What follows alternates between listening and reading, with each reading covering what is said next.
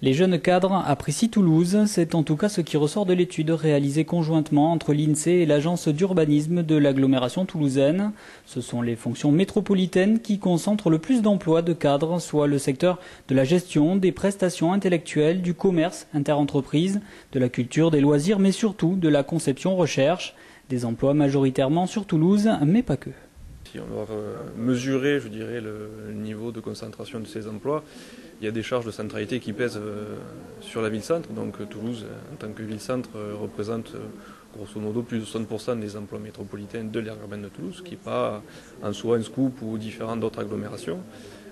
Par contre, son poids depuis 20 ans a eu tendance à baisser, c'est-à-dire que là on est autour de 60%, il y a 20 ans on était plutôt autour de 70%. Donc son poids a baissé et au profit, je dirais, de communes de banlieue.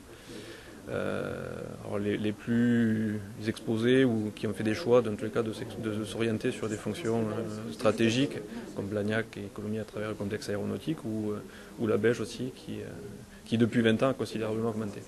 Et si des villes satellites comme la Beige, Ramonville ou Blagnac bénéficient de l'attractivité de Toulouse, des aires urbaines plus éloignées comme Albi, Montauban, Carcassonne, Castres et Auch prennent elles aussi le sillage de la Villereuse. Ces villes moyennes donc, participent quand même de façon active à la métropolisation dans le sens où la part des cadres des fonctions métropolitaines dans l'emploi a évolué depuis donc 1999 et se situe au-dessus du niveau de référence. Le niveau de référence étant donc l'ensemble des aires métropolitaines de même taille, c'est-à-dire entre 20 000 et 50 000 emplois nationaux. Donc on peut dire que la position avantageuse de Toulouse donc, bénéficie à ces aires urbaines qui sont placées donc, à distance de moins d'une heure de Toulouse. C'est surtout la fonction de gestion qui est présente dans ces aires urbaines moyennes.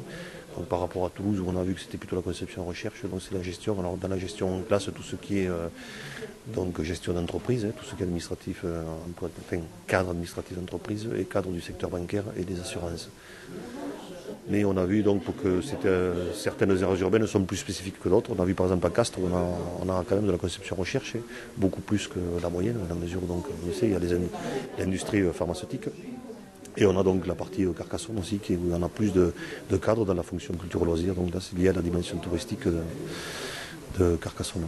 La dynamique de métropolisation impulsée par la ville rose s'étend donc aux banlieues et au réseau des villes moyennes environnantes, avec tout de même le secteur aéronautique qui fait figure de poids lourd. La construction aéronautique, elle le seul, c'est-à-dire tous les Airbus en gros, les ingénieurs qui travaillent à Airbus pèsent 8% des emplois métropolitains. Après, il y a un autre grand ensemble qu'on appelle les activités de conseil et d'assistance, en gros, où on trouve les activités de sous-traitance, ça pèse 33-32%. Donc, si on doit faire simple, on dirait que les activités véritablement industrielles d'aéronautique pèsent 40% des emplois. Avec ses 70 000 emplois de cadres des fonctions métropolitaines, la ville de Toulouse peut donc revendiquer fièrement le 3e rang national derrière Paris et Lyon, même si sa dépendance à l'industrie aéronautique la rende particulièrement vulnérable.